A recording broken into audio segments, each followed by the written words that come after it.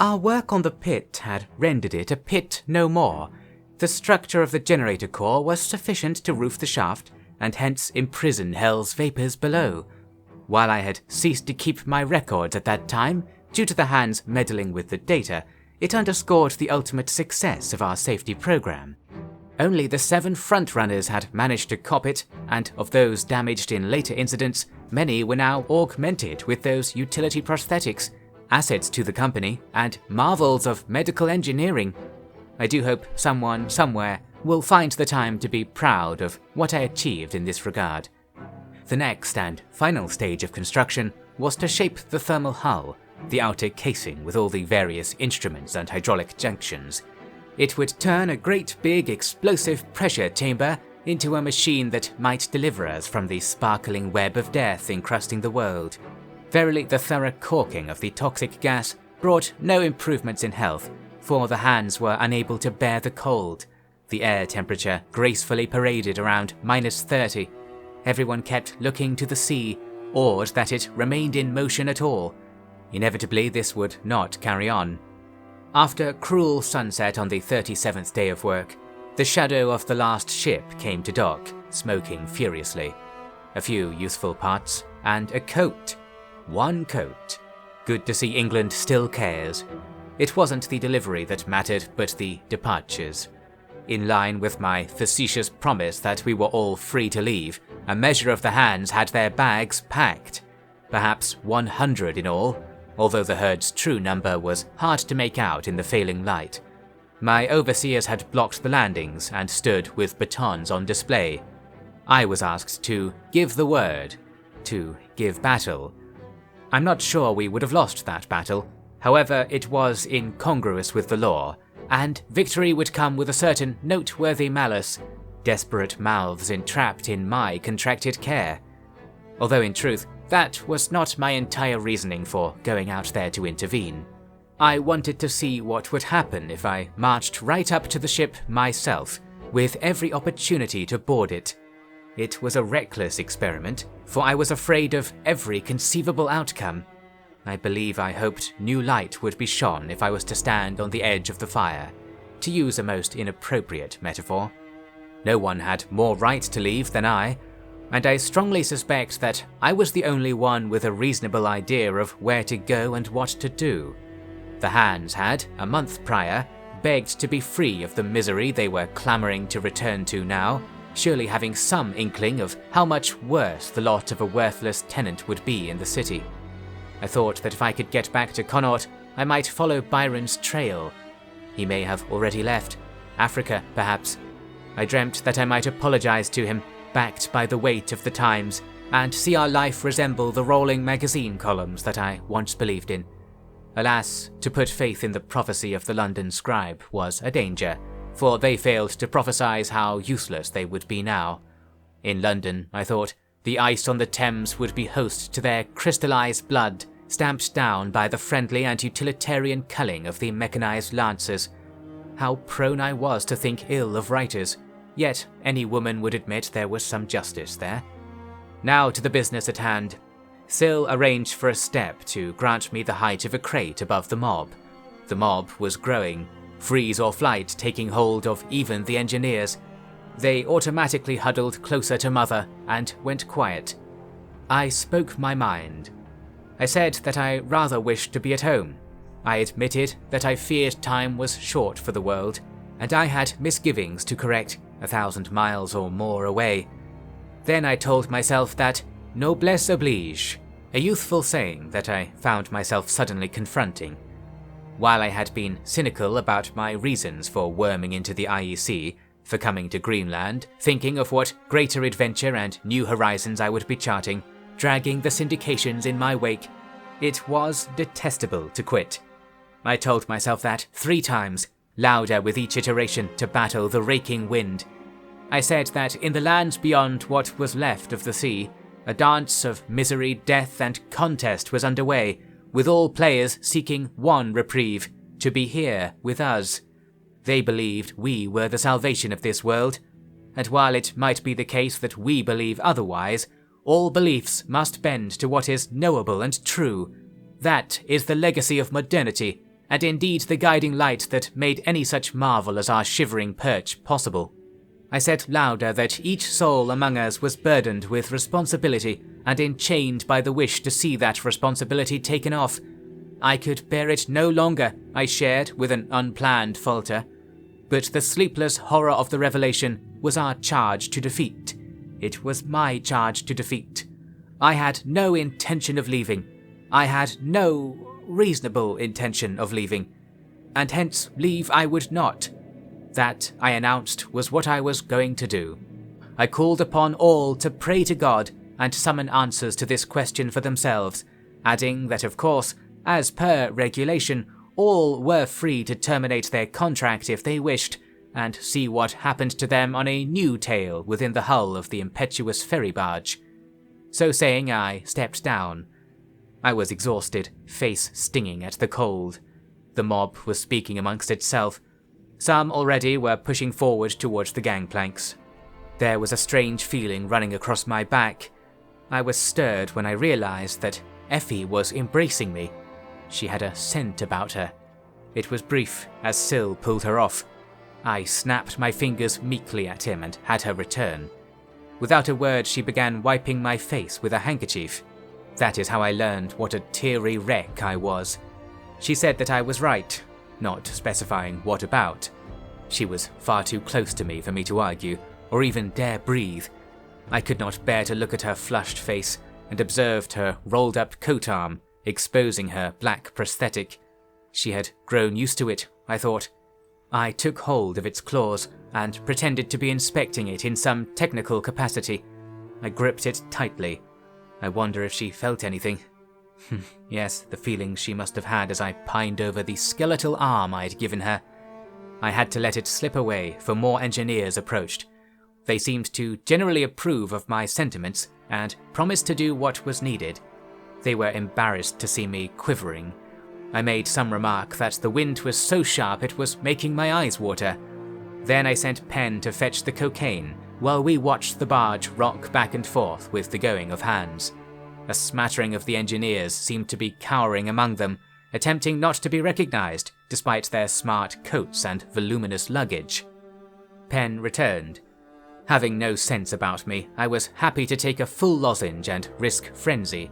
Losing my mind was not an entirely bad idea, the hindrance that it was. I ordered that all who stayed would get a lozenge immediately, which seemed to impress a few of the hands greatly. One man returned from the barge, causing great disturbance to the boarding, professing his mind changed and quickly snatching up his pill. The light was fading ever more, and now it was torchlight and electric lamp revealing the scene. It concealed the identities of those fleeing nicely, surely easing some concerns. I was, though, pleased with the overall result, I suppose. If I was to stay, I wished that at least the work be finished, and it seemed that it would, by the final count. 50 or so departed, 5 of whom were engineers. Tolerable casualties, as they said. The ship's captain came out, and I feared he would call for last boarding and scare a few more off. I intercepted him to present him a letter. It was addressed to Lord Connaught, to be delivered to the estate of the same name. I was very unsure about the admission I had made in that text, yet felt there would be no better time to express myself. No worse time either, indeed. I bid the captain go quickly. We could both hear the gentle clatter against the hull as grains arose from the dark waters. And so the last ship was away, and I was not. It was a joyous failure, a harrowing success, and whatever else I cared to think of it. Back home to Jasper. Euphemia had made tea for me this time. It was quite poor, made in a provincial style, I imagine. It was the best thing I had ever tasted. The room was warm, the window veiled by condensation. So easy it was to imagine that I was in a cabin on a ship home. I told Euphemia she needn't attend the telegraphy machine, yet she did not leave. She asked after my health and such. I insisted I was okay, apparently unconvincing. I worried that taking that cocaine had been a mistake. Either Euphemia was immune to its strange energies, or she had not taken hers at all. Ah yes, she had her medal, didn't she? I wanted to speak to her on any topic but my health and general state of doom, yet I could muster nothing. I wished to sleep and be away from it all, although I was unnaturally afraid to be left alone, a common paranoia by that stage. I think I might have asked Euphemia to take to bed with me, although if I did, she must have respectfully declined. What a time for her to find her respect. Somehow I noted that I was alive when light shone through my window next. Jasper was desperate to go out. It seemed Penn had not come by to attend to the poor boy as usual. I performed the duty myself, with an interest in seeing the ocean. Yes, it was as the Royal Society predicted. Sheets of white, mostly plain and clean, although cracked and gently rocking in places. Only the beginning, of course. The strangest thing was the noise, or lack thereof. The whoosh and hiss of the sea was replaced by a low-pitched, icy crunching, which was enough to completely remove the maritime impression. We might have been there in the middle of the steppe, our land dreadnought broken down, a company of lost soldiers. Indeed, the change of scenery did wonders for the imagination, although I soon returned to the warmth of my radiator. Euphemia seemed awkward, although I dared not ask after a reason for it. It was time to take stock of the new scene and carry on. We had 197 hands, minus a few limbs and lungs, and 36 engineers, noting that 50 to 60 of the hands were out of the camp most of the time procuring food, and 10 to 20 were residents of the infirmary. As well as those who had departed, one further engineer had lost his heartbeat in the night, to coca frenzy, the doctors said. They looked like they wished to give me a telling off for that, even though it was the fault of their medicines. Dead if we take them, dead if we don't. At least the coca makes life feel like less of a pact with the devil. The reward for choosing the noble path was that labour matters subsided greatly. Firstly, the worst of the worst had taken themselves off to terrorise Liverpool. Secondly, with the seas fruitless and the land increasingly barring travel, our 100 or so outriders and dockhands were now clustered in the camp, catching up on all the mindless troubles they missed. I wonder if they felt betrayed to have been working so hard to feed hands who couldn't bear the thought of working at all without bribes in gold and coca extract. The sea breeds businesslike and narrow-sighted creatures of hands, I feel. They were quite welcome at the generator, where they took to playing puppets to the engineers willingly, albeit with the poise of an ogre. There was no talking back from them, or talking much at all, in fact. Superb. Although what was said, en masse, was that it was cold. Yes, quite the soothsayers these slimy folk were. This matter of temperature became the prevalent concern of the IEC talent. If they were talented enough, they might live to attend to another matter one day. The Great Frost. It's all in the name.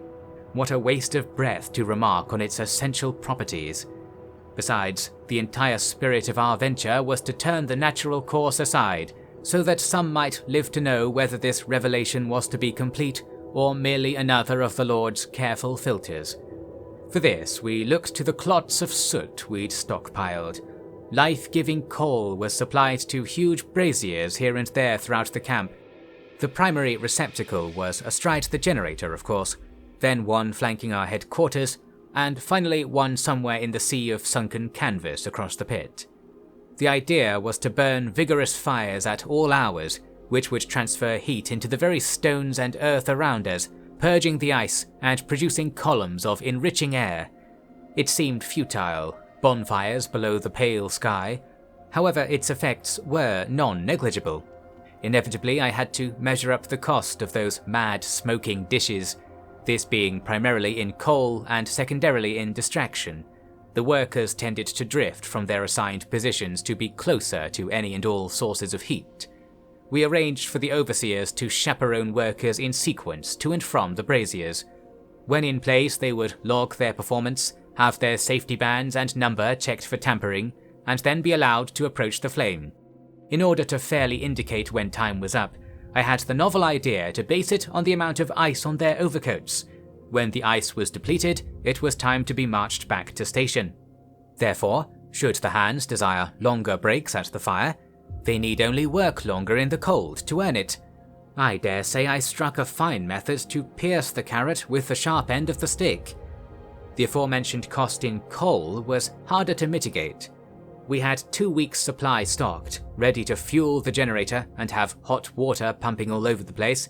It would be like a hot spring, in both senses.